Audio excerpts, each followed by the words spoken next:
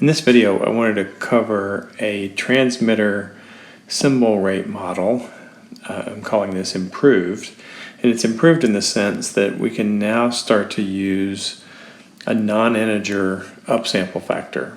Okay, so we've talked about in the past that the upsample factor is the overall signal sampling rate. So you generate these symbols, you sample that, the samples are what represents the signal. All right, so we take the sampling rate and we divide by the symbol rate to get the upsample factor. Okay, so we're going to sketch a picture of what we've done in the past to generate a signal, just to remind you of what we've done in the past. And then we are going to base a new model on upsampling by a factor of m, and then downsampling by n. Okay, so that gives us a fraction, m over n. Okay, and so what we're trying to achieve here is that m over n, at least approximately, is equal to m. Okay, we don't have to have that exact if we're trying to do some modeling here, but in general, we want that to be pretty close. All right, so we can specify a tolerance for that. We'll get to that in a second. Okay, so prior to using this technique, we essentially did the same thing with the downsampling step not happening. We just upsampled, we did not downsample. So let's review that just to make sure we're on the same page. We're going to start with lowercase m. So when you see lowercase, keep in mind it can be a fraction. Okay, but in this case we're going to choose an integer.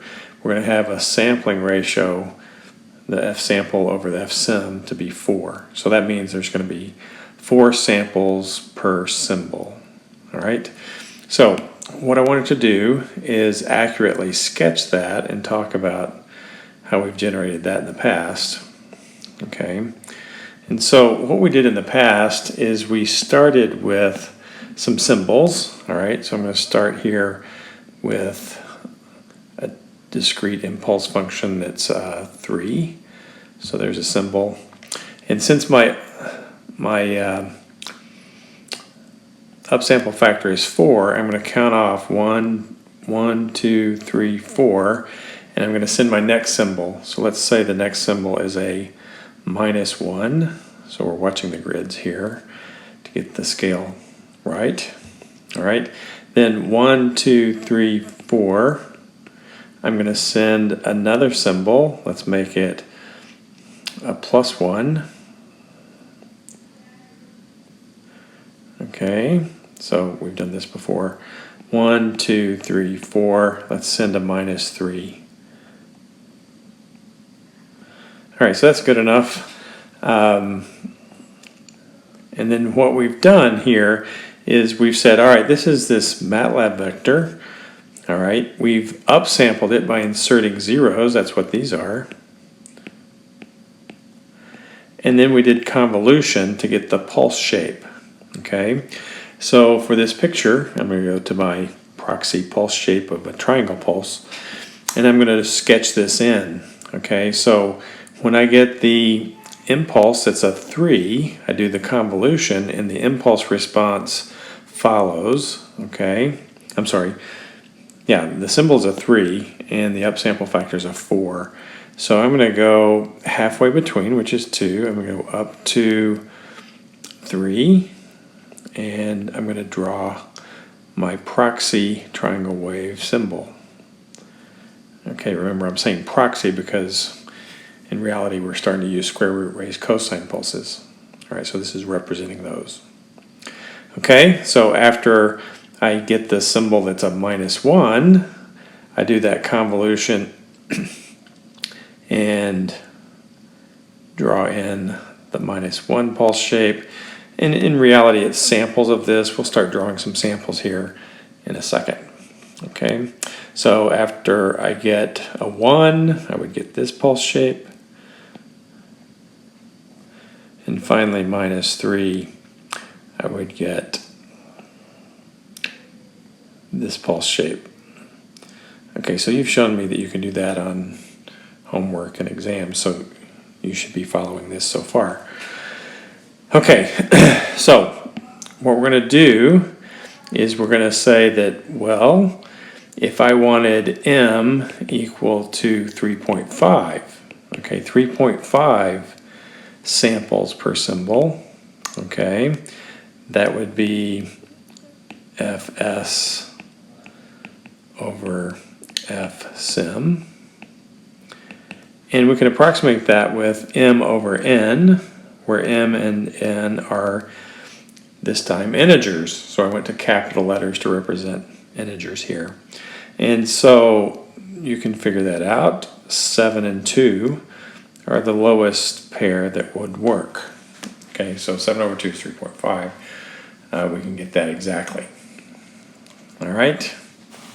So what I want to do is redraw that using an upsample factor of 7.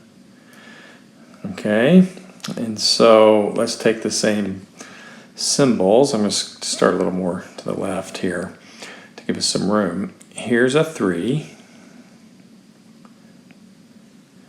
All right, 1, 2, we're going to insert zeros. 1, 2, 3, 4, 5, 6. And on the 7th, we get the minus 1. 1, 2, 3, 4, 5, 6. On the 7th, we get the plus 1.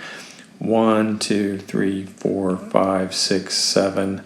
On the 7th, we get the minus 3. Okay. Now, I'm going to draw my proxy pulses. I'm going to draw these in purple. And this time I'm going to add the samples in so that we can downsample after that. Okay, so I need to do this carefully. The peak is going to show up between samples. Okay, so I'm going to go over here. I know the peak shows up at 3.5, so I'm going to put a dot there and then accurately draw this back down here and here.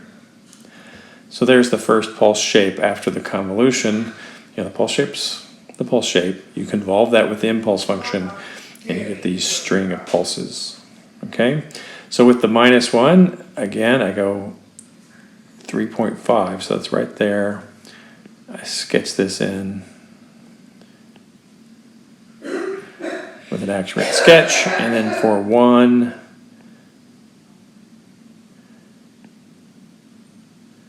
and then finally minus 3.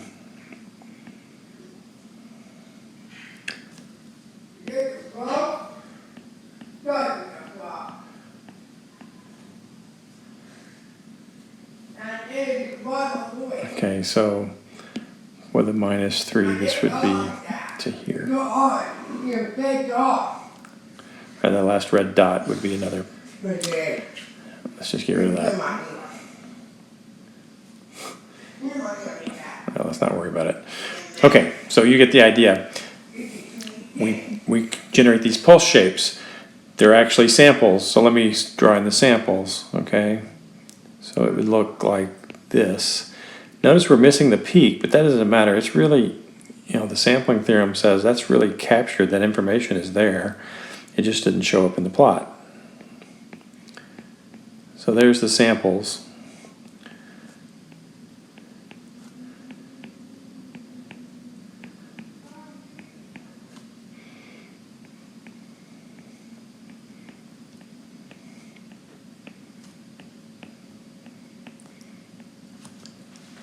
Okay, next, the next step here, I'm going to use orange, we're going to downsample by 2. Okay, so that means take every other sample. So let's start here, we'll take that sample, and then we'll skip every other sample. Again, we missed the peak, but that's okay. We're sampling fast enough to capture all the information in the pulse shape. You know, that's a requirement. You have to sample fast enough, but we're doing that, okay? And so skipping every other one, we get this kind of look.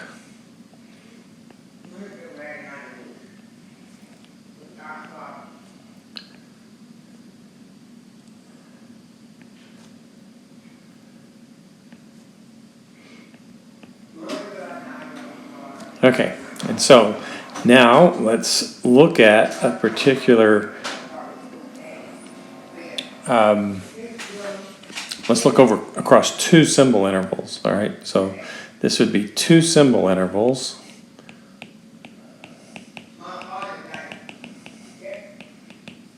Right?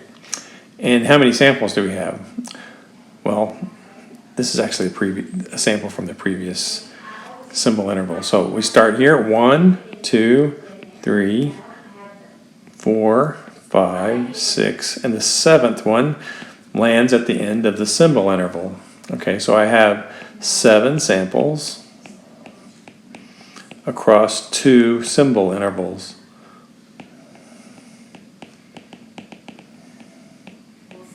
Okay, or 7 over 2, 3.5 samples per symbol. All right, so that's all there is to this kind of modeling. It's just that what's cool is you can do this really quickly in MATLAB. All right, you just find M and N, you upsample by M, upsample by N, do the convolution with the pulse shape, downsample by N. Okay, so that's the basic idea.